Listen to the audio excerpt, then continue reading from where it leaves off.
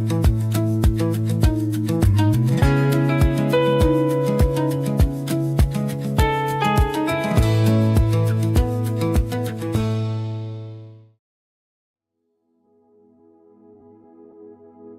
saudara, hari-hari ini kita harus menyadari bahwa kemajuan di dunia digital, khususnya internet dan AI atau artificial intelligence, merupakan sebuah kenyataan dan dinamika yang mustahil untuk kita bendung. Pengaruh serta dampaknya, baik yang bersifat positif maupun negatif, sudah menyebar ke seluruh penjuru dunia. Hal ini merambah setiap lapisan masyarakat, tanpa memandang usia atau tingkat ekonomi, serta menyentuh dunia sekuler maupun religi, termasuk kita yang ada di dalam aliran Pentakosta. Pembahasan Voice of Pentecost kali ini adalah bagaimana insan Pentakostal menyikapi kemajuan dan penggunaan AI. Hanya dalam waktu singkat, sejak kemunculannya di tahun 2022, kini telah muncul ratusan program berbasis AI yang digunakan secara aktif untuk berbagai keperluan. Kita harus menyadari bahwa teknologi ini akan terus bertambah dan berkembang pesat.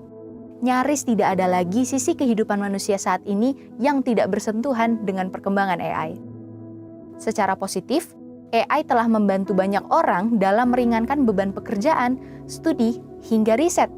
Namun, di sisi lain, kita juga menyaksikan banyak orang yang justru memakai AI untuk menghindari tanggung jawab yang seharusnya dikerjakan sendiri, seperti manipulasi karya ilmiah atau proses wawancara kerja. Bahkan ada kejadian-kejadian tragis yang memilukan, seperti kasus di Amerika Serikat pada Juni 2025, di mana seorang pemuda mengakhiri hidupnya setelah berdiskusi dengan AI mengenai cara bunuh diri yang efektif. Di Kanada, percakapan yang tidak terarah dengan AI mengakibatkan penggunanya mengalami delusi. Bahkan ada yang terjebak dalam perasaan cinta terhadap AI. Kenyataan-kenyataan inilah yang menuntut kita untuk mengambil sikap yang tepat dalam menggunakan teknologi ini. Dalam menanggapi kemajuan ini, Profesor Heidi Campbell menjelaskan bahwa teknologi digital mampu menciptakan platform virtual yang tidak hanya melengkapi praktik spiritual tradisional, tetapi juga menyediakan ruang bagi spiritualitas di dunia digital. Billy Wilson juga menyatakan bahwa teknologi memungkinkan Injil untuk menjangkau setiap orang untuk mengalami perjumpaan autentik dengan kuasa Roh Kudus. Nicky Gumbel menambahkan bahwa Roh Kudus tidak dibatasi oleh alat apapun yang kita pakai. Campbell membagi 3 posisi yang biasanya diambil gereja berdasarkan Wahyu pasal 2-3. Yang pertama, teknofobia. Ini adalah posisi gereja yang menolak teknologi digital karena ketakutan akan dampak negatifnya. Sikap yang menganggap teknologi sebagai musuh yang tidak bisa ditebus justru menutup peluang misi. Padahal, sesuai Yohanes pasal 1 ayat 3, segala sesuatu, termasuk AI, ada di bawah kedaulatan Kristus dan dapat digunakan untuk kemuliaannya. Yang kedua, teknofilia. Ini adalah gereja yang sangat antusias mengadopsi teknologi demi mengejar popularitas. Sukses pelayanan hanya diukur melalui angka digital seperti likes dan views. Rasul Yohanes mengingatkan agar sistem dunia tidak menggantikan kasih mula-mula kepada Kristus. Yang ketiga, middle tech. Ini adalah model yang paling sehat. Gereja tidak menolak, namun tidak juga memuja teknologi. Mereka menggunakan hikmat, doa, dan pemikiran teologis sebelum menggunakan inovasi digital. Roma 12 ayat 2 mengingatkan kita tidak boleh menjadi serupa dengan pola dunia, melainkan harus terus diperbaharui dalam cara berpikir. Lalu, bagaimana langkah nyata kita sebagai insan Pentakostal? Yang pertama, kita tidak boleh anti terhadap teknologi, namun jangan sampai kita dikendalikan atau bersandar sepenuhnya pada hasil AI. Segala yang baik berasal dari Allah, tetapi bisa menjadi rusak jika disalahgunakan. Kita harus menggunakannya secara benar, etis, dan alkitabiah. Yang kedua, AI tidak boleh menjadi penentu sudut pandang teologi, tata ibadah, atau pola pemuritan kita. AI hanyalah alat pendukung. Otoritas teologis dan pembentukan iman harus tetap dipimpin oleh Roh Kudus dan Alkitab. Yang ketiga, AI sangat membantu pekerjaan, tapi tidak bisa menggantikan peran kita. keputusan-keputusan penting harus tetap diambil oleh kita yang memiliki Roh Kudus. Yang terakhir, AI adalah kecerdasan yang belajar dari penggunanya. Oleh karena itu, insan Pentakosta harus memberikan asupan-asupan nilai Kristiani ke dalam penggunaan AI. Tanpa kematangan teologi, kita beresiko menelan mentah-mentah logika AI yang mungkin bertentangan dengan Alkitab. Melalui komunitas seperti KUL, kita perlu memperkuat doktrin dasar kekristenan agar cara berpikir jemaat tidak lagi dikendalikan oleh teknologi. Penggunaan AI harus diletakkan di bawah otoritas Kristus, diuji dengan firman, serta digunakan dengan penuh hikmat dan kepekaan Roh Kudus dalam kehidupan kita sehari-hari. Saudara, untuk penjelasan lebih lengkap dari tim teologi kami, silakan buka link yang ada di atas atau scan QR Code yang tersedia. Tuhan Yesus memberkati.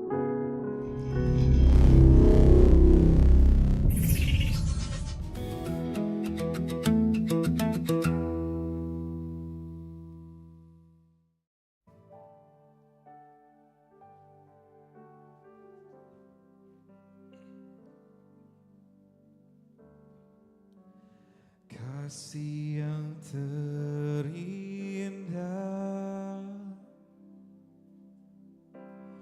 hati yang mulia,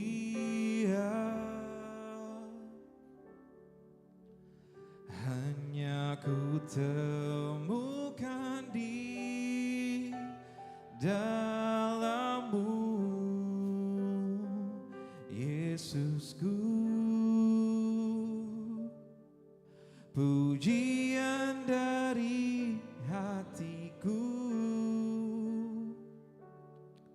selalu di setiap waktuku, tiada pernah berubah kasih-Mu. Karya terbesar dalam hidupku, pengorbananmu yang selamatkanku. Engkaulah harta yang tak ternilai, yang ku miliki dan ku hargai. Yesus, Engkau ku kagumi. Beri kemuliaan bagi Tuhan kita.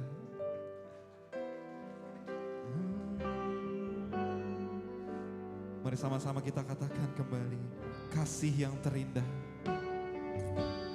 kasih yang terindah, hati yang mulia, hanya ku temukan di dalam-Mu, Yesusku. Pujian, pujian dari hatiku selalu di setiap waktuku, tiada pernah berubah kasih-Mu. Oh, karya terbesar dalam hidupku, pengorbananmu yang selamatkanku. Engkaulah harta yang tak ternilai, yang ku miliki dan ku hargai. Yesus, Engkau ku kagumi. Karya terbesar dalam hidupku, pengorbananmu yang selamatkanku. Engkaulah harta yang tak ternilai, yang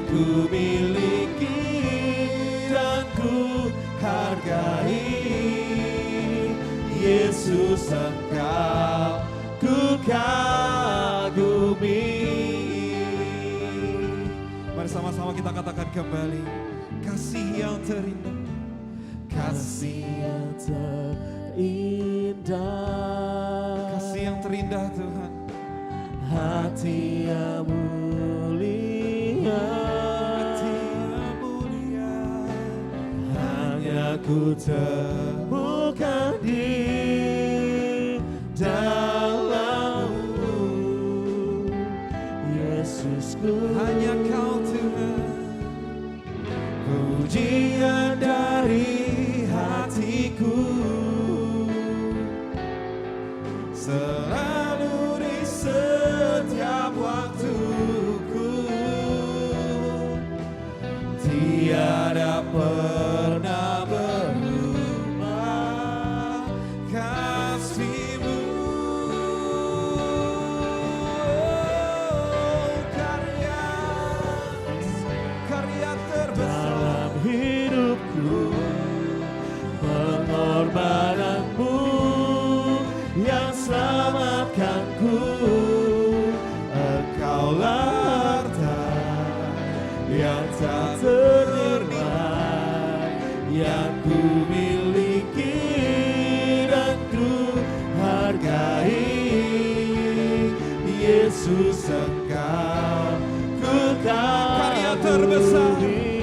Oh, karya terbesar Dalam hidupku, dalam hidupku Tuhan. pengorbananmu yang selamatkanku, Engkaulah harta yang tak ternilai, yang ku miliki dan ku hargai.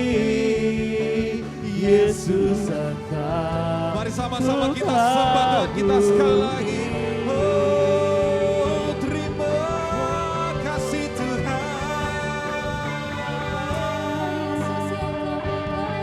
Kami bersyukur Tuhan. Karya terbesar pengorbananmu. Oh, pengorbananmu Tuhan di kayu salib Tuhan. Itu adalah karya terbesar yang pernah Engkau lakukan Tuhan. Yang pernah Engkau buat Bapa. Untuk menebus segala dosa umat manusia Tuhan. Untuk menebus dosa-dosa kami Bapa. Kami percaya Tuhan, Engkau mati bukan untuk sia-sia Tuhan. Engkau mati untuk menebus dosa-dosa kami Bapa. Oh, terima kasih.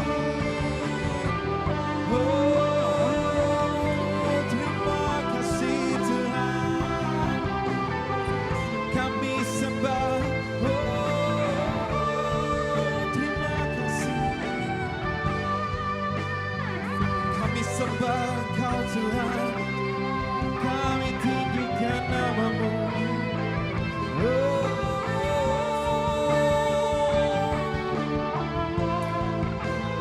terima kasih Tuhan.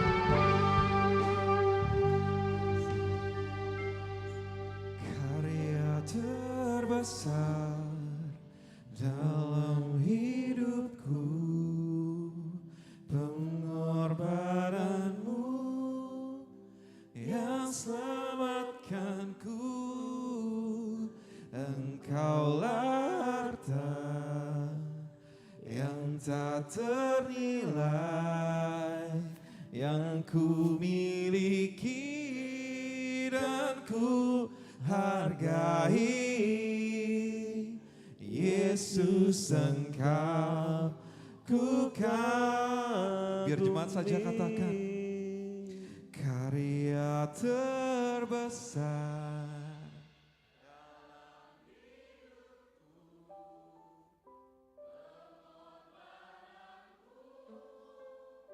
yang selamatkanku.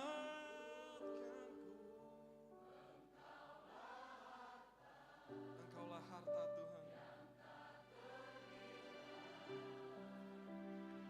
Ku miliki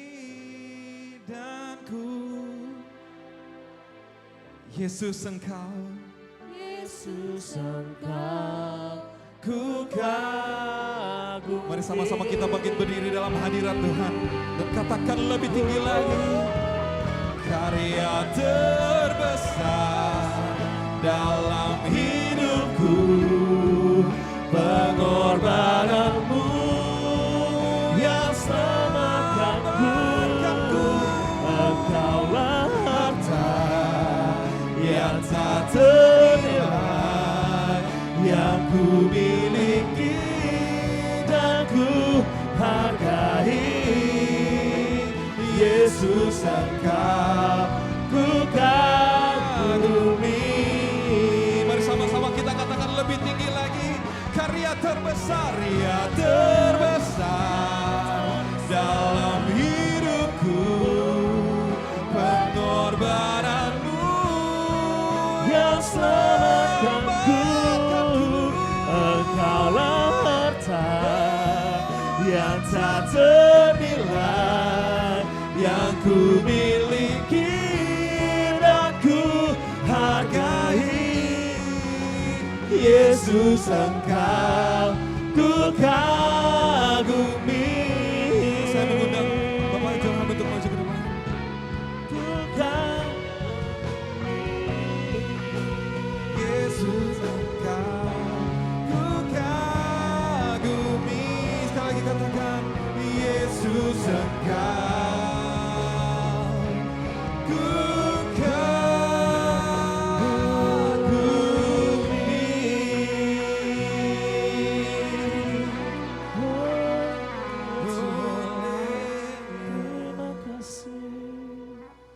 Terima kasih Tuhan Yesus untuk kasih setia Tuhan yang tidak pernah berubah dan berhenti dalam hidup kami.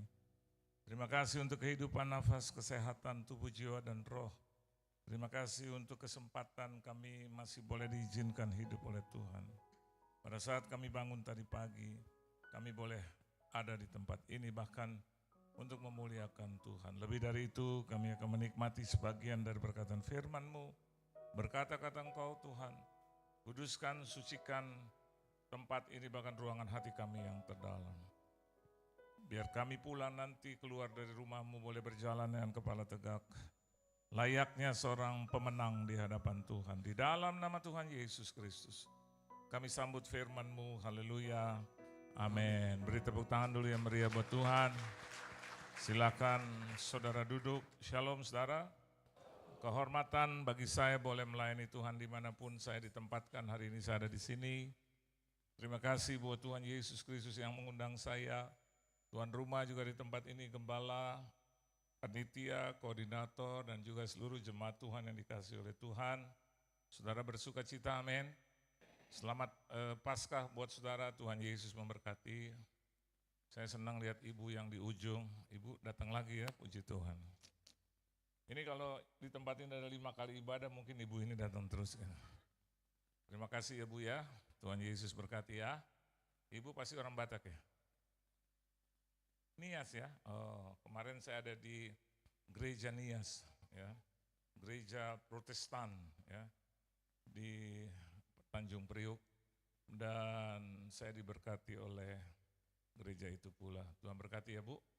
Ibu mau khotbah apa yang mana aja ya? Oke. Kita buka Alkitab kita di dalam satu kebenaran firman Tuhan, yaitu di dalam Injil Yohanes pasalnya yang ke-20. Yohanes pasalnya yang ke-20, ayatnya yang ke-16 sampai dengan ayat yang ke-18. Kalau saudara sudah mendapatkannya, mari baca bersama-sama dengan saya. Dimulai dari ayat yang ke-16 sampai ayat yang ke-18 saja. 3 ayat saja ya. Yaitu Yohanes pasalnya yang ke-20 ayat 16 sampai ayat yang ke-18. Dapat semua? Oke, 1, 2, dan 3. Kata Yesus kepadanya, Maria. Maria berpaling dan berkata kepadanya dalam bahasa Ibrani, Rabuni, artinya guru. Kata Yesus kepadanya, janganlah engkau memegang aku, Sebab aku belum pergi kepada Bapa, tetapi pergilah kepada saudara-saudaraku, dan katakanlah kepada mereka bahwa sekarang aku akan pergi kepada Bapakku dan Bapamu, kepada Allahku dan Allahmu. 18. Maria Magdalena pergi dan berkata kepada murid-murid, aku telah melihat Tuhan dan juga bahwa Dia yang mengatakan hal-hal itu kepadanya. Maria Magdalena itu adalah the first man, manusia yang pertama yang boleh melihat Yesus setelah kebangkitan. Amin, saudara. Jadi posisi dia sangat krusial. Dia adalah the first evangelist atau penginjil juga yang pertama, yang boleh menceritakan kabar tentang Yesus yang bangkit. Dan kalau kita tahu siapa itu Maria Magdalena, dia adalah seorang wanita perempuan yang dibebaskan Yesus dari 7 roh jahat. Dan kalau kita melihat Maria Magdalena itu jalan hidupnya, bahkan mulai dari ayat yang ke-11 kita bisa melihat betapa kehilangannya dia atas kepergian Yesus. Maksud saya pada saat Yesus mati di kayu salib. Dia merasa bahwa Yesus adalah pembebas dia. Dia merasa bahwa Yesus itu adalah tokoh pribadi yang menolong dia. Dia percaya, dia gantungkan harapan hidupnya kepada Yesus Kristus. Dia sangat amat berharap sekali, bersuka cita, hidupnya menjadi terang gitu loh. Dan dia merasa berbeda gitu, saudara. And one day, at once, gitu. Satu hari, satu saat, Yesus mati. Kalau Anda punya satu tokoh pengharapan dalam hidupmu, yang selalu Anda bisa minta tolong dan selalu menjadi pribadi yang bisa memberikan solusi buat engkau, and one day, he died. What do you think? Apa yang Anda pikirkan? Mama saya adalah pribadi yang saya cintai di muka bumi. Enggak ada lagi yang lain. Mama saya. Dia memperkenalkan saya kepada Yesus. Dia yang menjadi contoh hidup buat saya. Dia yang saya anggap adalah tokoh kekudusan bagi saya di muka bumi. Bersih, suci, enggak pernah keluar kata kotor, enggak pernah marah, dengki, enggak pernah sakit hati, enggak pernah marahin anak-anaknya. Kalau marahin cuman, jangan gitu ya, itu enggak marah itu kayaknya. Dan saya sangat bersyukur punya mama seperti itu. And one day she died. Saya bilang sama Tuhan waktu saya ada di Ambon. Saya dapat kabar dari sini jam 1, Ambon sudah jam 3 gitu. Saya dapat kabar saya lagi tidur bahwa mama saya itu langsung sedang kritis. Keluar darah sudah. Dan keluarga saya langsung telepon saya, video call 2013. Dan dia bilang, ini mama lagi keadaan kritis. Saya bangun, saya minta wajahnya mana nih, taruh di kupingnya. Saya bilang, Ma. Dia bilang, hai. Dan saya lihat dia udah lemah sekali. Dia bilang, Ma, masuk rumah sakit ya. Saya udah debat dengan keluarga saya, masukkan mama ke rumah sakit. Mereka bilang, ini sumpah nih, ya di atas ya, mama gak mau. Saya bilang sama keluarga saya, bawa dia, paksa dia, gak mau. Saya tanya, kenapa dia gak mau? Ya kamu tanya aja sendiri kenapa dia gak mau.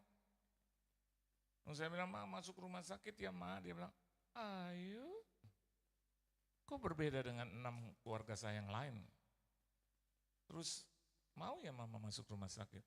Mau dong, kalau kamu yang suruh mau. Kok cuma aku yang suruh, kan yang lain sama Ma. Habis aku gak lihat muka-muka yang meyakinkan gitu. Saya tanya, ini adik saya nih, boleh tanya dia. Bukan sedang mempermalukan, but I'm telling you the truth. Kalau saya datang ke rumah Mama itu, anytime, kalau saya teriak dari luar gitu, dari luar saya buka mobil terus saya teriak, Ma. Mama saya biar lagi duduk, biar lagi tidur, saya dengar suara saya langsung keluar cepet. Terus dia bilang, hai malaikat, apa kabar? Saya dipanggil malaikat. Tuh, hai malaikat. Kenapa demikian? Kalau saya datang ke rumah mama saya, pasti saya bawa buah tangan. Beras, terus supermarket, semua saya borong. For my special mom. Karena dia memperkenalkan saya sama Yesus, dan dia mimpi saya bahwa Yesus berkata tiap malam dalam mimpinya, khususkan anakmu yang tertua itu laki-laki untuk saya, untuk jadi hamba Tuhan. Dan ucapannya itu benar, sampai nangis memohon, Yohan kamu harus melayani Tuhan jadi pendeta Yohan. Kenapa mama pusing ratusan hari terus, dapat mimpi itu, terus suara itu. Jadi mama rasa berdosa kalau kamu enggak jadi hamba Tuhan. Terus saya sampaikan salam, saya bilang sama Tuhan. Bilang sama Tuhan berkati aku, jadikan hamba Tuhan itu bagi saya itu suci, kudus. Aduh susah. Kenapa sih mama enggak suruh aku, suruh Tuhan bilang saya jadi pengusaha aja yang hebat, yang diberkati, duit banyak. And I kefret seluruh keluarga. You know kefret? I kefret gitu, kefret semua. Di mukanya tuh kefret gitu. Dan mama saya bilang, ya kamu harus jadi hamba Tuhan dulu. Udah lama, saya tuh mau jadi penyanyi aja. Saya mau jadi pengusaha yang banyak duit, banyak uang. Nanti seluruh gereja di Jakarta, Indonesia, I kefret, hamba-hamba Tuhan, I kefret. Tuhan nggak mau. Kenapa demikian? Saya cuman hari Minggu di gereja, ya kan? Lagu-lagunya zaman dulu, Anda tahu kan? Ku tak dapat jalan. Pantokosta zaman dulu nyanyinya nggak boleh begitu, harus begini. Ku tak dapat jalan Saya pemain musik, saya udah kecepatan, dia masih di belakang. Itu saya bilang, jemaatnya 8 orang oma-oma semua. Mereka suka bilang, musiknya jangan cepat-cepat. Saya jawab, oma dong nyanyinya buru-buru. Gembala saya suka bilang, dia kok jadi ribut begini. Terus itu oma-oma kurang ajar lagi, suruh saya latih mereka jadi vokal group. Saya lihatin tuh oma-oma umur 70-an tahun, bisa nggak dia nyanyi? Oma-oma bilang, jangan tanya kita bisa atau tidak. Kalau belum di gereja ini kita sudah jadi tokek di sini gitu. Ya udah saya latih mereka. Kalau bunyi sangkakala, kalau bunyi sangkakala, itu lagu 40 tahun, 35 tahun lalu. Ya saya suruh nyanyi begitu. Kalau bunyi sangkakala. Oma, kalau kita nyanyi begitu pasti kita masuk neraka semua. Mereka bilang, iya kita udah 70, 80 tahun kita tetap mau nyanyi buat Tuhan. Suruh saya nyanyi. Jemaatnya 8-8-nya mau nyanyi. Pertanyaannya siapa yang nonton di bawah? Aduh, saya bilang mama saya, itu yang mama mimpi saya suruh jadi hamba Tuhan. Nehi melekete. Ngapain saya jadi hamba Tuhan begini? Saya nyanyi di bar, dibayar sudah.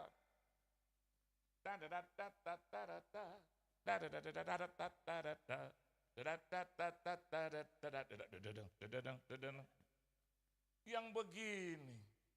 Nanti kalau masuk firman tuh semua nggak ada yang nangis. Saya bilang Tuhan nggak ada gereja yang lain Tuhan. Mama saya bilang begini, stay here, diam di sini. Diam di sini. Dan engkau akan diberkati. Jadi tiap kali saya ingat itu, I cried. Saya suka bilang waktu dia mau dipanggil Tuhan 2 hari sebelum bertemu dengan Tuhan, saya naik ke rumah sakit itu, ke kamar itu saudara, istri saya lagi tebus obat. Tiba-tiba dalam keadaan gak sadar selama hampir 1 bulan, 28 hari kemudian tiba-tiba dia bangun. Dan saya ada satu-satunya di ruangan itu. Dan dia lihat saya terus dia langsung, saya bilang, Ma, aduh udah sembuh ya, aduh Ma. Dia pegang kepala saya taruh kepalanya di tangan. Ya lu elus tuh kepala saya. Turun ke muka. Dia pegang tuh semua. Saya udah jadi hamba Tuhan. 2013. Dia turun ke dada saya, dia usap. Terus dia minta bersalaman dengan saya. Dan saya bersalaman, saya tahu sekarang kenapa dia bersalaman. Dia bilang gini, deal. Selesai. Rasanya begitu. Aku serahkan engkau dalam tangan. Dan lusa dia dipanggil Tuhan. Saya pikir jadi hamba Tuhan itu pekerjaan yang berat, memang berat, tapi menyenangkan. Halo ibu-ibu, kalau ada anakmu yang mau jadi hamba Tuhan, jangan dihambat. Amin saudara. Dulu saya jadi hamba Tuhan waktu muda aja saya lihat susah, sengsara, melarat. Tapi kalau kita setia dengan panggilan itu, Tuhan selalu beri kekuatan. Betul nggak? Saya bawa ibu saya ke rumah sakit, anak-anak saudara-saudara saya bilang, di mana rumah sakitnya, ruangannya harus ruangan apa? Saya bilang VVIP. Mereka bilang, oh ya udah, kenapa? Tuh mak gue, dia rawat gue 40 tahun, dia harus dapat tempat yang sangat terhormat. Terus mereka dari dulu sekarang dan sampai selamanya nggak pernah berubah. Ngomongnya begini, ini dari mana? Ini yang membuat saya disebut ibu saya malaikat. Saya kalau buat dia apa aja saya kasih. Itu saya jadi hamba Tuhan, saya diberkati. Waduh, saya keluar dari mobil saya mah gitu. Oh dia langsung malaikat. Kenapa? Itu semua susu, beras, kebutuhan 1 bulan masuk tuh di mobil saya. Dan saya bilang sama sopir saya, keluarin itu semua. Mama saya terus di depan, terus dia panggil pembantunya, cepet tolong malaikat, malaikat harus ditolong. Mereka ambil itu semua. Itu duduk, saya bilang, udah makan belum ma? Belum. Saya panggil lagi sopir itu yang di ruang bagian tengah, keluarin itu Chinese food. Chinese food.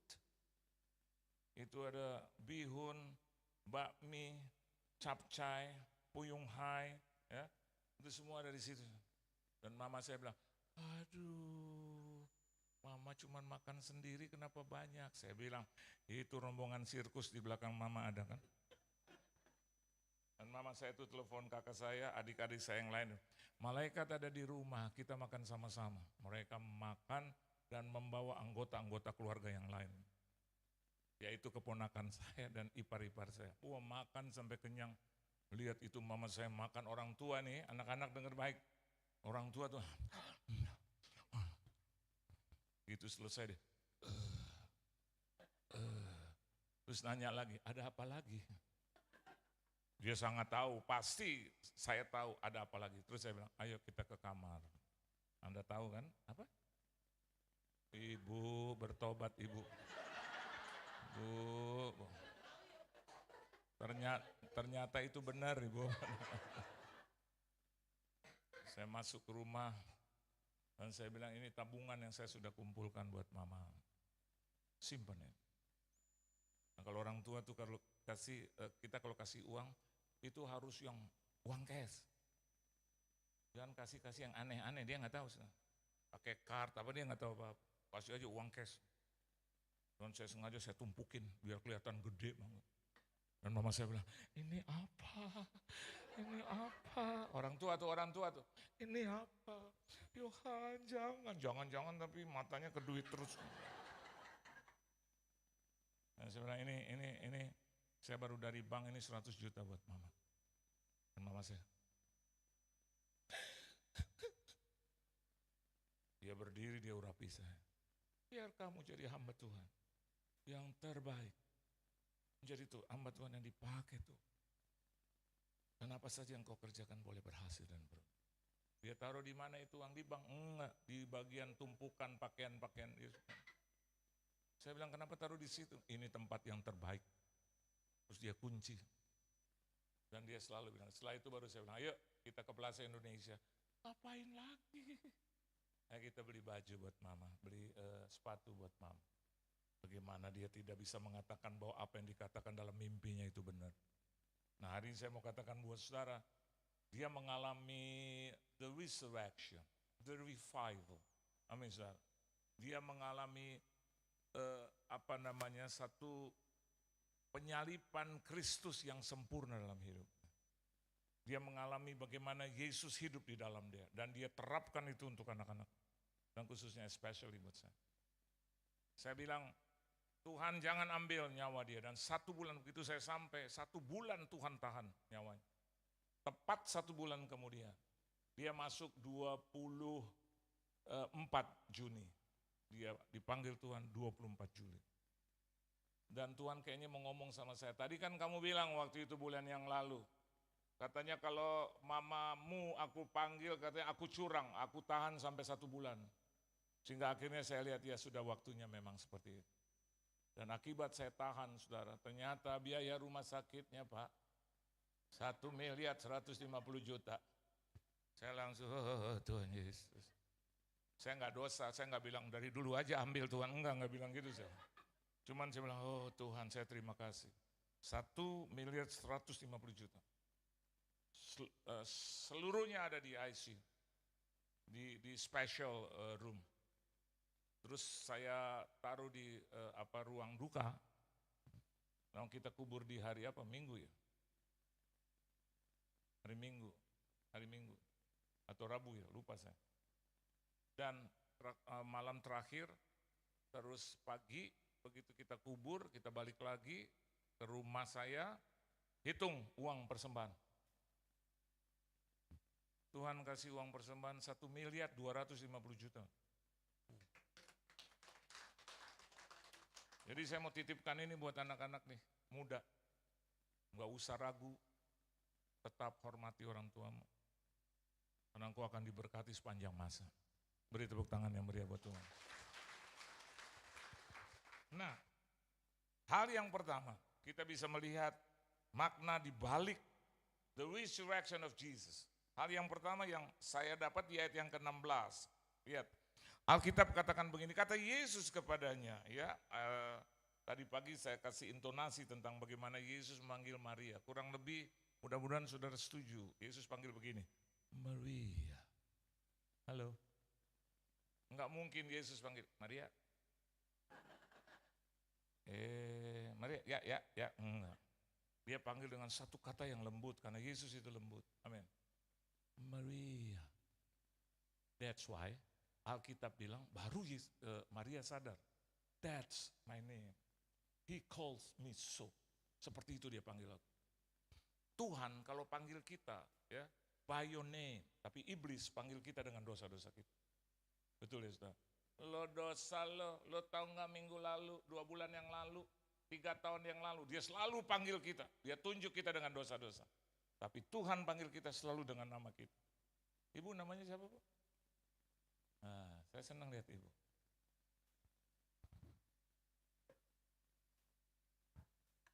Martina ya, memberkati ya. Yesus akan panggil Ibu gini, Martina. Nggak mungkin dia panggil Martina, nggak mungkin.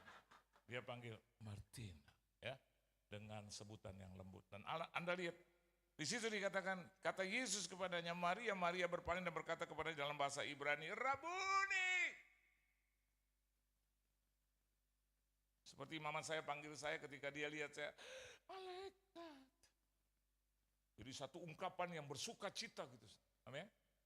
Karena Maria memang datang ke kubur bukan untuk Yesus yang hidup, buat Yesus yang mati.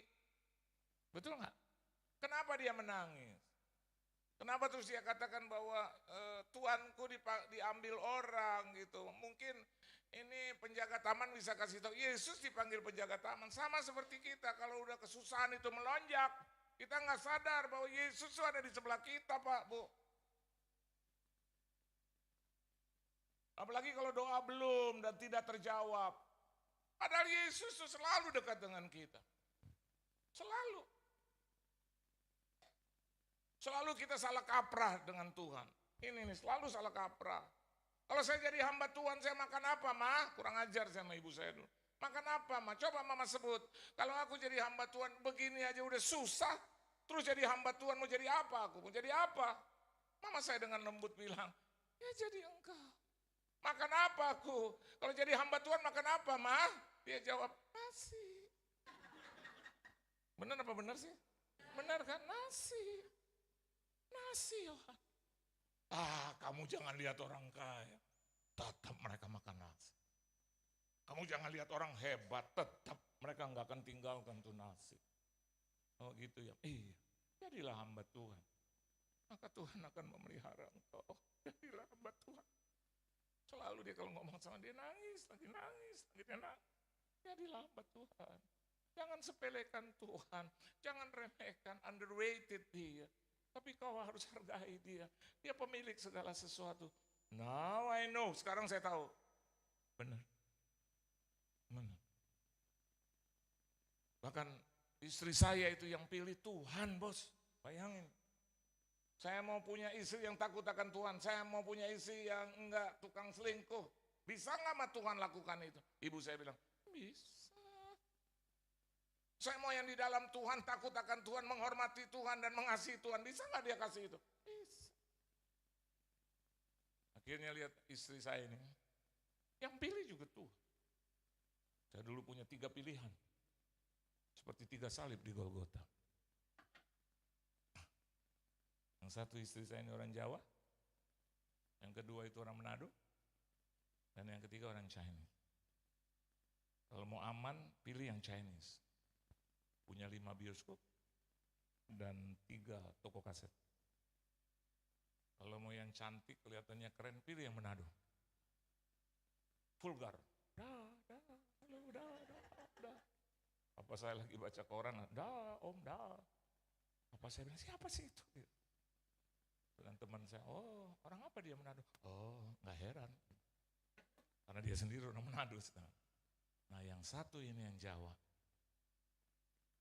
Tomboy. Pakai jeans terus. Adatnya.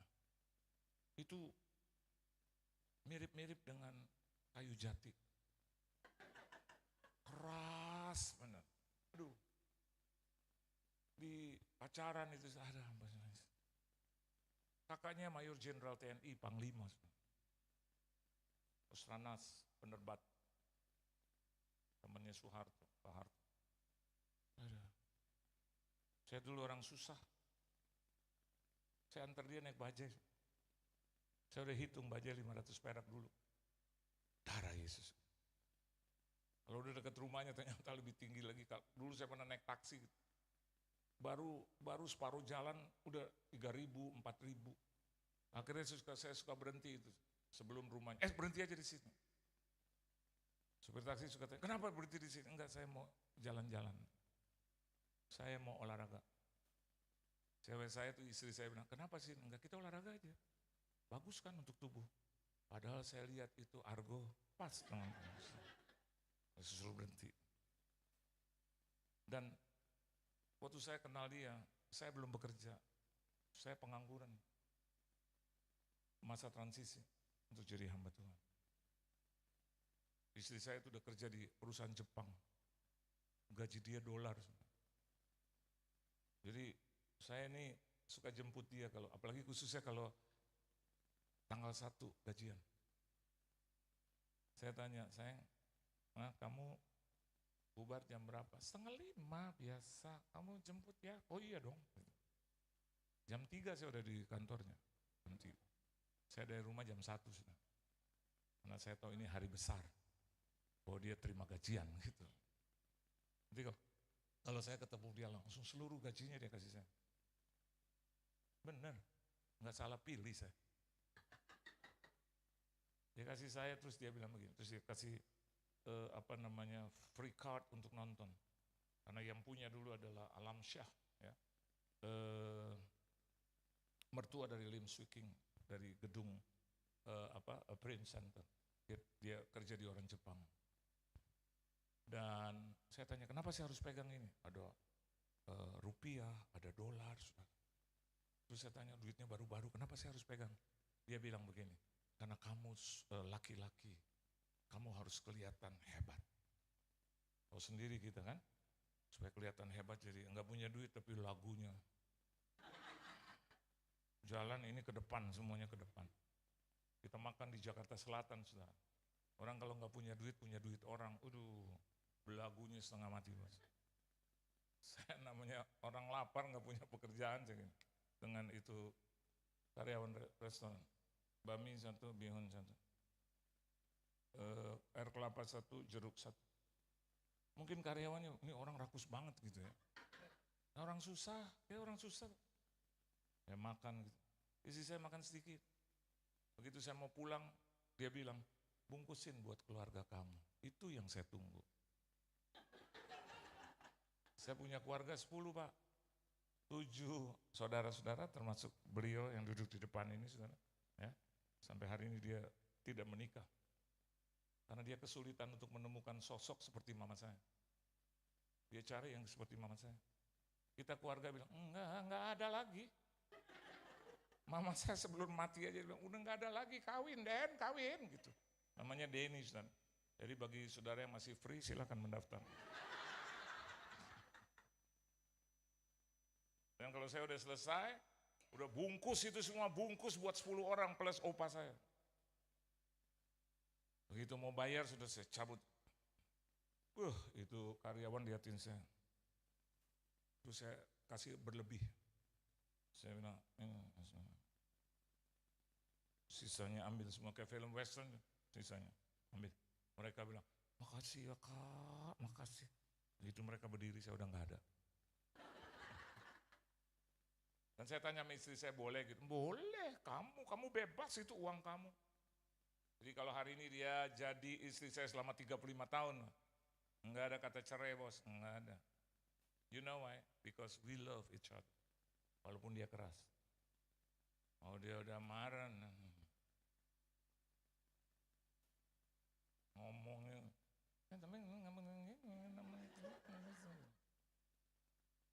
Enggak ada saksinya di sini ya. Tante Sri enggak ikut ya. Tante Sri pernah dikatain Om Yohan enggak? Pernah dikatain kotor enggak? Pernah dipukul enggak dia? Pernah didorong enggak kepalanya? Pernah dihina-hina enggak? Mama saya yang ngajar itu. Kalau kau menikah, jangan kau pukul istri. Apa saya pukul istri, mama saya? Dan mama saya nggak pernah sekalipun bilang untuk cerai. Padahal kami 7 anak mendukung supaya cerai. Habis papa saya kalau pukul kau aniaya. Saya bilang lawan mani 7 anak di belakang mama. Mama saya bilang begini, enggak boleh karena mama juga pilih dia sebagai suami mama. Kalian dengar 7-7, kalau enggak ada dia enggak ada kalian. Terus saya pikir-pikir, benar juga. Mungkin ada Stephen, Budi gitu ya, selamat gitu. Ini 7 hasil juga dari papa kamu. Kalau mama cerai, tetap dia adalah papa kamu. Mama mantan istrinya. Wow, itu pengajarannya. Jadi kalau istri saya, ibu-ibu kan suka begitu. Saya cuman, oke. Terus saya tanya, udah belum? Belum. Jadi anak-anak saya dua-duanya sekarang jadi hamba Tuhan. Dua-duanya S3, doktor. Satu jadi pembicara, satu jadi worship leader. Kenapa? Bukan sombong, lihat teladan itu. Halo. Nah oleh sebab itu yang pertama kalau Anda lihat di sini, ternyata Maria itu menjadi murid Tuhan, atau sekarang disebut orang Kristen yang bangkit. Jangan jadi Kristen yang terpuruk. Halo. Dosa lagi. Terpuruk terus dalam hidup. Jadilah Kristen yang bangkit. Amin, saudara. Yang Kristen yang dibawa, di atas. Saudara. Halo. Engkau naik bukan turun. Alkitab nggak bilang tidak, tapi bukan. Artinya di situ bukan posisimu di situ. Dan Alkitab juga katakan bahwa kamu bisa turun. Kata bukan kan bisa. Kalau kata tidak itu. Oleh sebab itu Alkitab katakan bukan. Jadi you are not supposed to be there. Kau nggak seharusnya ada di situ. Kenapa jadi orang Kristen ini? Maaf saudara, susah.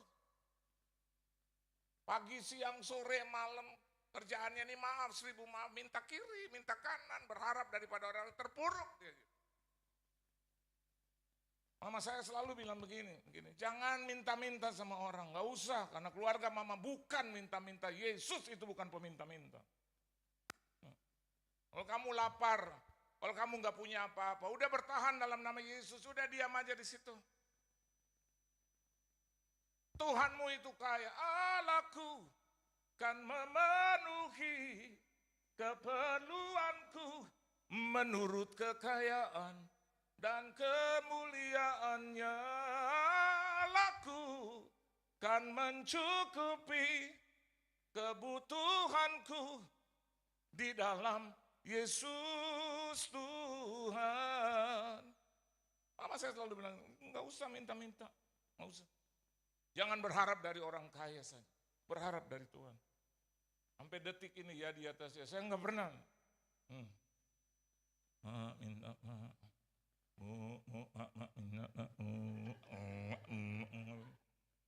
ada Yesus kok. Saya mempermalukan dia. Walaupun, I'm telling you the truth, saya punya banyak teman, orang-orang kaya konglomerat ya, Indonesia. Kalau diundang mereka, saya nggak norak, enggak. Orang-orang langsung, ya Pak Johan. Itu Bapak itu ada. Saya suka bilang, biasa aja. Konglomeratnya keluar. Pak Pendeta, saya jawab, enggak harus, Pak. Biasa kan?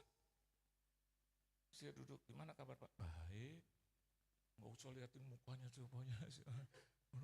Terus suruh keponakan saya, foto dong, foto. Biasa. Kenapa demikian? Aku bukan pribadi yang terpuruk.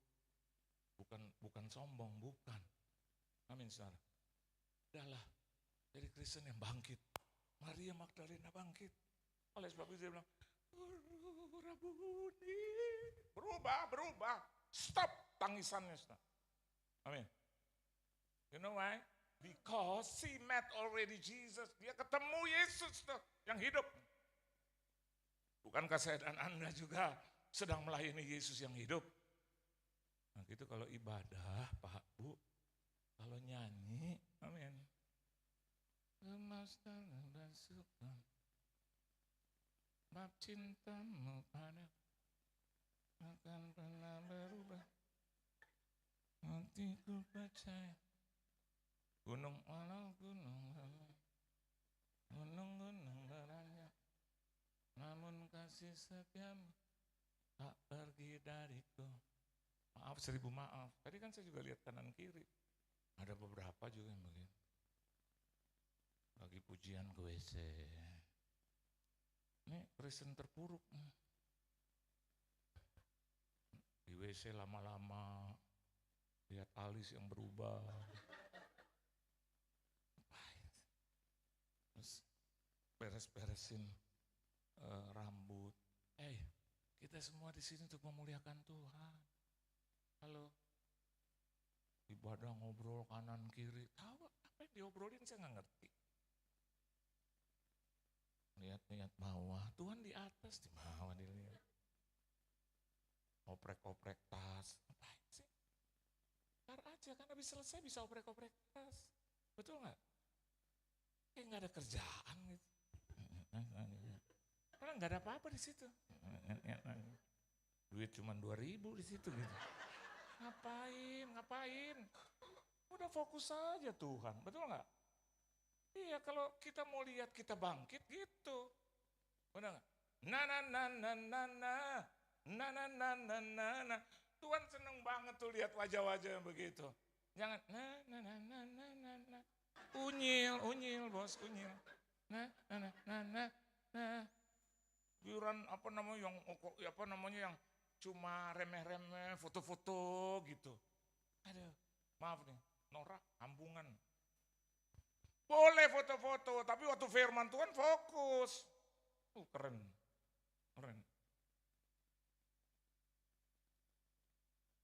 Maka itu saya senang dengan ibu ini. Walaupun ibu rada gemuk dikit gitu ya. Saya suka. Karena dia dari tadi Pak, bener nih ya di atas ya. Jangan jadi orang, belum dirawat di rumah sakit aja. Ibadah udah dimulai masih di bawah. minum-minum kopi. Hati loh, masuk rumah sakit. Minum lagi, sampahnya kena ketelan. Terus dokter bilang, oh ini ketelan itu bubuk kopi. Senang dong, ya. Muka tuh kalau masuk ke gereja tuh, hai shalom, shalom, shalom. Bukankah ini rumah Tuhan? Shalom, Bu, Tante, shalom. Itu yang saya lakukan waktu saya masih muda, umur 16-17 tahun. Shalom, mama saya bilang, itu muka harus senyum, shalom, shalom. Tante, om, tante. Saya jadi hamba Tuhan nih, maaf. Semua berkat dari Tuhan. Jadi saya kalau ketemu siapapun, Pak, shalom. Bu, shalom, shalom. Tiba-tiba ada seorang pengusaha.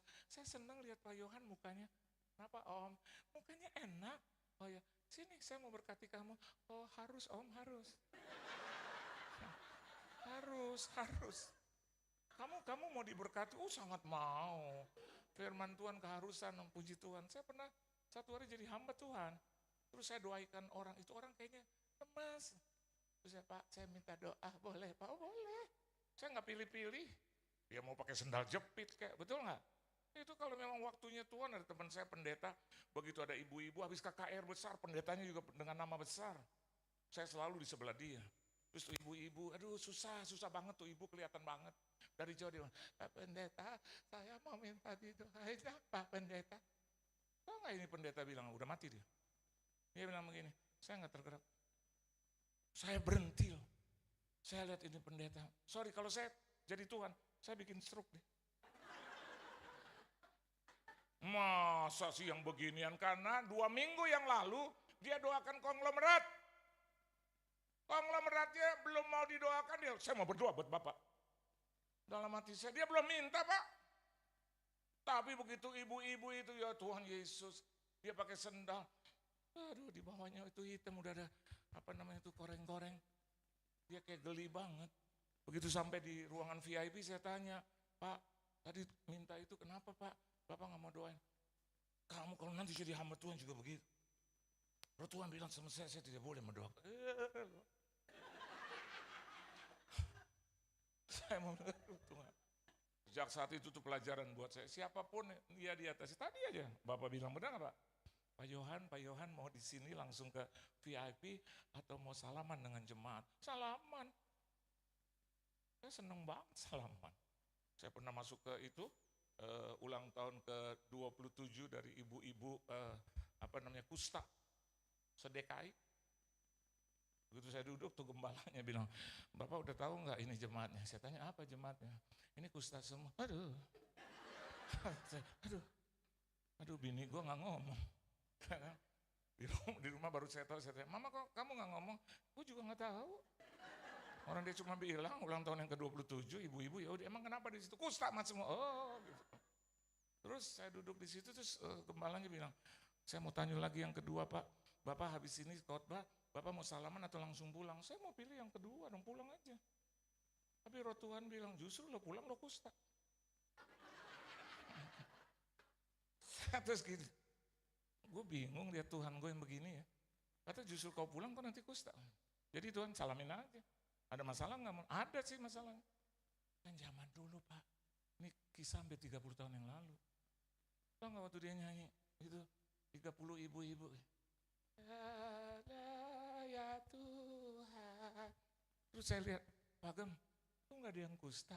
Itu Pak di balik sapu tangan. Ya dia tutup. Terus kadang-kadang nggak ada tutup, ini bersih, itu yang nggak pakai sapu tangan, di kaki Pak, di kaki. Jadi ini apa Pak? Ada yang sedikit, ada yang masih banyak, ada yang sembuh, tetapi jadi masih rata-rata. Terus ingatin saya lagi, jadi Bapak mau pulang atau mau salaman? Pak nanti aja Roh Kudus ya, nanti yang akan beritahu Roh Kudus. Benar loh kebimbangan, nih ya di atas ya, kalau saya bohong ya Tuhan hukum saya sebesar-besar. Saya khotbah. Begitu saya khotbah, haleluya, amin, puji Tuhan, tiba-tiba saya dapat hikmat. Tapi bukan dari Roh Kudus. Dari dunia. Terus saya ketawa. Saya bilang, ibu-ibu maaf ya, ibu maaf ya. Habis ini saya langsung pulang karena saya punya acara lain ya Bu, puji Tuhan ya. Amin. Saya nggak salaman ya Bu, amin. Semuanya gini, amin. Hanya itu gembala liatin saya gitu. Gue tahu lu punya ilmu gitu ya kan. Gue tahu lu punya maksud. Udah saya turun, di situ saya di sini, saya berdiri, saya salaman sama gembala. Nah, ini kan ada space untuk jalan. Itu kan semua ibu-ibu. Begitu saya balik badan, ibu-ibu yang di belakang saya berdiri. Terus bilang, Pak Tuhan berkati ya Pak ya. Putus bos, ini putus 3 kali ini. Dia kayak James Bond buat saya, Pak, sialan Pak. Khotbahnya bagus banget Pak, Tuhan berkati ya. Saya lihat kita Tuhan Yesus, dia tahu, maksud saya dia tahu. Waktu saya lihat kita kan harus cepat putuskan, ya kan? Masa saya bilang gini, saya nggak mau salaman sama ibu. Iblis, setan kan nggak boleh gitu. Itu ibu akan teriak, lo yang iblis, lo yang setan. Tapi di sini nih gini, terus saya lihat itu, aduh itu Gustas. Kalau saya pegang salaman cuma ini, ternyata pusat gempanya ini, and dia copot, pasti dia bilang, tadi nggak copot Pak. Bapak tadi kekencengan sih, saya mau bayar pakai apa itu? Kalau dia punya bagian ini putus, udah saya pegang lembut-lembut, Pak berkati ya Bu, saya elus-elus, hati ya Ibu. Aduh dalam hati saya Tuhan, saya dulu emang gue juga gak mau jadi hamba Tuhan begini nih. Saya pegang dalam nama Yesus. Saya lagi salaman itu yang di belakang saya, pegang-pegang saya punya leher Pak. Mau salaman juga Pak, aduh. Saya bilang, ini gak ada janji sampai di leher saya punya Gustaf. Aduh, dia elus-elus gini, dia di atas Pak. Jadi saya balik badan, saya lihat tuh ibu dengan senyum. Pak, Tuhan berkati ya Pak ya, ininya putus. Ada yang ketiga, keempat masih merah, ada yang masih cairan. Aduh, masa saya nggak mau salaman? Saya cuma bilang, Tuhan, begini aja dalam hati. Ini nih yang begini-gini saya salamin semua. Itu dia kan rumah sakit Sitanala.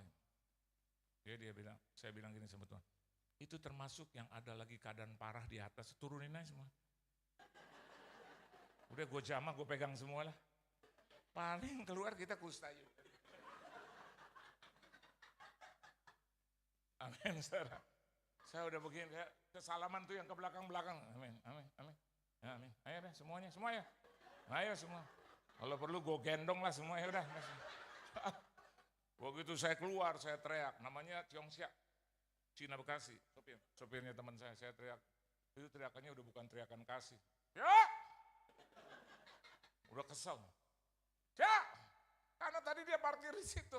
Dia pindahin 500 meter lah. Saya panggil, Syah! Dia udah, oh, tunggu Pak bentar. Baru dia naik mobil. Ibu-ibu 2 orang lari loh ke depan. Pak Yohan, Pak. Saya tanya, ada apa lagi sih ini? Yang gak ada puas-puas nih. Pak foto boleh dong Pak, foto. Dia gak bilang foto dong Pak, foto. Nah itu salah satu, saya punya mimik dan foto terjelek. Dia foto gini-gini saja. Ada yang nempel kepala, tempelnya terus. Selesai, yang saya masuk, set. Saya naik, duduk, dia lari. Dan dia ngomong, Pak itu kusta semua. Masya Allah. Dia, Masya Allah. Semuanya Pak. Ya. Bapak enggak salaman dong? Salaman. Waduh, ya Allah. Terus saya kan orangnya lucu. Ini belum saya cuci. Saya bilang, salaman kita. Jangan Pak. Jangan Pak. Bapak sakti, Yesus itu sakti. Dia akuin Yesus sakti. Saya andalan saya cuma tangan Pak. Oh ini kusta saya udah gak bisa nyopir. Dalam hati saya gini, kenapa gue jadi sendirian kan gitu. Saya ambil handphone sebelah kiri nih, kan belum salaman yang ini nih. Yang ini kan udah banyak nih. Di sini. Ambil. Saya telepon siapa? Pengatur jadwal. Siapa? Oh bini gue yang itu. Oh dia gini. Gimana mah? Ngapa? Tumben telepon. Dia nggak tahu bahaya nih. Saya bilang tunggu di rumah. Kenapa? Aku mau pulang. Oh ya udah pulang. Oke aku tunggu ya. Ya. Ada apa sih? Enggak, ntar gue terangin. Begitu saya nyampe dia di depan pintu bos. Lagi makan tempe. Tumben, kenapa sih? Tumben. Suruh nunggu-nunggu di rumah, dia nggak tahu bahaya, ya kan? Itu nyampe, saya buka pintu, saya cium Pak, dari kanan. Biasa tuh kalau pulang saya suka cium, selesai, baru tangan kanan saya. Itu lamuri mukanya dengan tangan kanan. Terus dia bilang, kenapa? Ada apa? Kenapa kamu gitu-gitu? Kamu tahu, saya baru berhadapan dengan orang-orang kusta. Terus, kamu udah cuci tangan? Belum. Kenapa belum? Begini mah, cinta nggak boleh bertepuk sebelah tangan. Ini menua nih ya, ini enak, ini mana? Nanti kita salaman ya. Nanti kalau saya bubar ya, habis doa berkat, saya minta saudara duduk dulu. Saya akan salaman dengan kalian semua. Nanti rasakan. Orang-orang bilang saya hamba Tuhan dengan salah satu hamba Tuhan yang memiliki tangan paling lembut. Anda mau punya tangan lembut? Ke rumah sakit kusta. Istri saya Pak umur 65 tahun sekarang. Anda lihat tuh, itu kayak di oplas. Kenapa? Tangan kusta itu. Tuhan Yesus memberkati saudara. Ada 3 poin hari ini, 1 aja. Kenapa nggak dilanjutin 2 supaya diundang lagi? Ada 7 tahun yang lalu ya Pak ya. Nanti 7 tahun ke depan. Ya. Pokoknya kalau ada waktu saya datang sini. Saya punya cerita yang indah tentang Pondok Gede. Anda mau dengerin itu di kebaktian saya yang pertama. Ya tadi yang jam 7 ya, setengah 8. Ini memorable banget. Ya. Justru dari sana saya bisa melihat cinta Tuhan. Tuhan Yesus memberkati saudara pas jam 12. Ya, Cinderella berubah. Tuhan Yesus memberkati, beri tepuk tangan yang meriah buat Tuhan, haleluya. Kita undang pemain musik. Nah ini pemain musik, halo. Saya suka lihat kamu. Kenapa saya suka lihat kamu?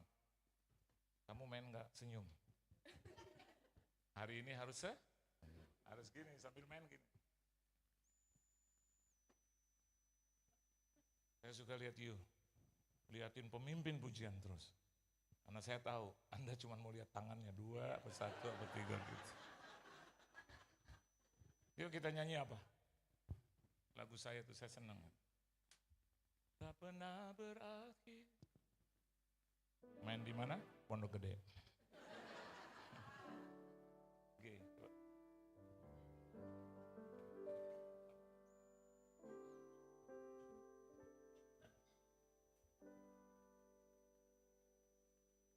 Main bos.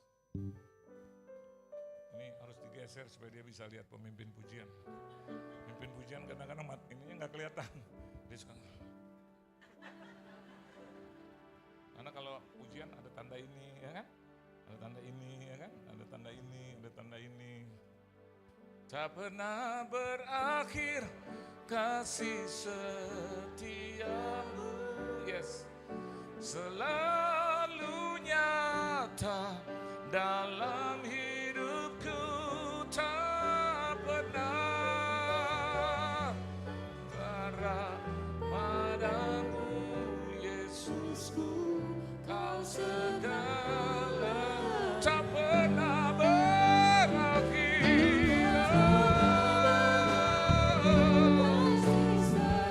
Setiamu selalu nyata dalam hidupku, tak pernah.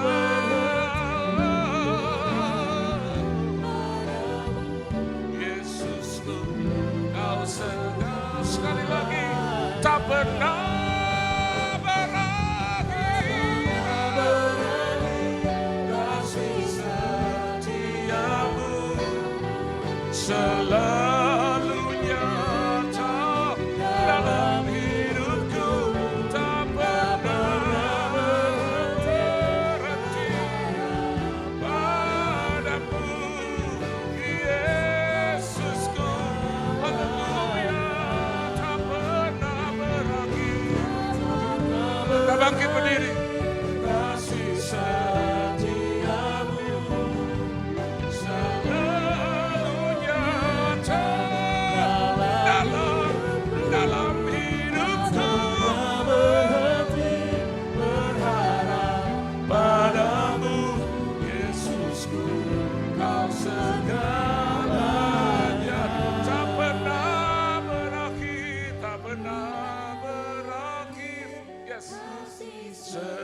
setiamu selalu nyata dalam hidupku, tak pernah berhenti berharap padamu, Yesusku, kau segar. Sekali lagi, tak pernah berakhir, tak pernah berakhir kasih setiamu,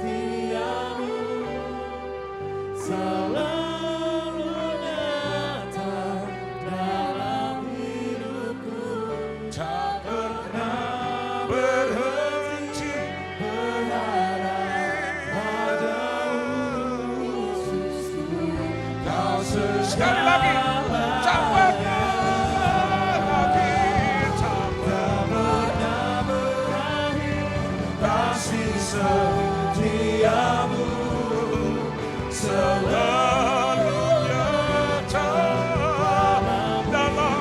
dalam hidupku. berharap padamu, Yesusku, kau segalanya, Yesusku, kau segalanya, Yesusku, kau segalanya.